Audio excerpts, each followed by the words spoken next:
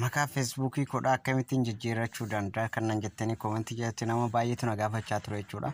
Kanumaaf amma isiniif deebisuu dhufeen jira jechuudha. An karaa F-Laayitiidhaan isin garsiisa jechuudha. Karaa barbaadaniin jijjiirrachuu dandeessan kun filannaa keessan jechuudha. F-Laayitiinis Feesbuukiidhaanis jechuudha. Isa Feesbuukii guddaa jechuudha. Arama F-Laayitiidhaan isin garsiisa jechuudha. Keessa galle jechuudha. Feesbuukii keessa yeroo gallu sarara sadeen gubbaa kanarra jechuudha. Yeroo tokkoof gadi qabna jechuudha. Yeroo gadi qabna jechuudha. Ishii siitingii jettu kana yeroo tokkoof gadi qabna jechuudha.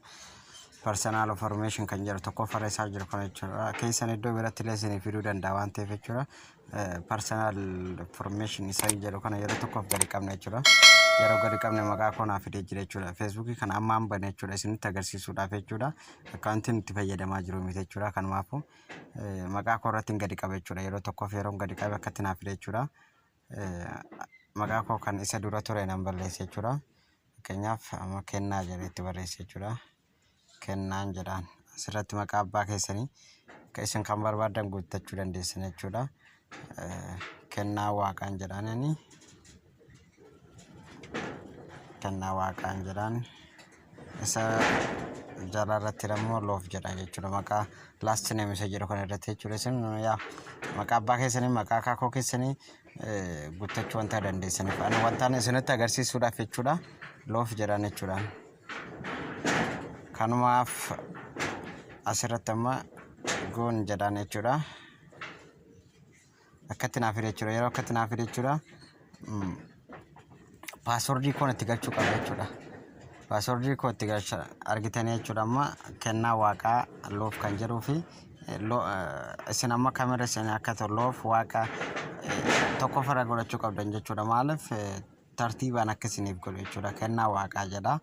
Asirratti gama jalatti dammoo maal jedha? Kennaa loof jedha. Isa dhumarratti dammoo loof waaqa kennaa ilaan adda baallaqee fide jechuudha. Isa sadaffaarratti lamaffaarratti jechuudha.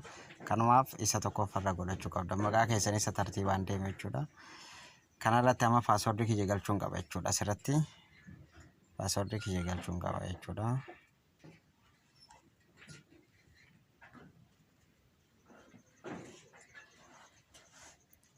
Paaswordii kiyyatti galcha jechuudha.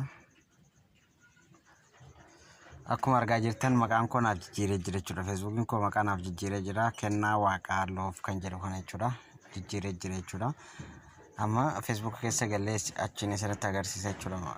Jijjiiree jechuudha. Amma naaf jijjiiree jira maqaa. Kanuma kanaan jijjiirrachuu dandeessan jechuudha. Isin ani naaf jijjiiree jira wanta kunola. Profaayilii koo jala kennaa waaqaa kan jedhu kana maqaa koo naaf jijjiiree jira jechuudha. Kanuma kanaan jijjiirrachuu dandeessan jechuudha. Galatoomaa.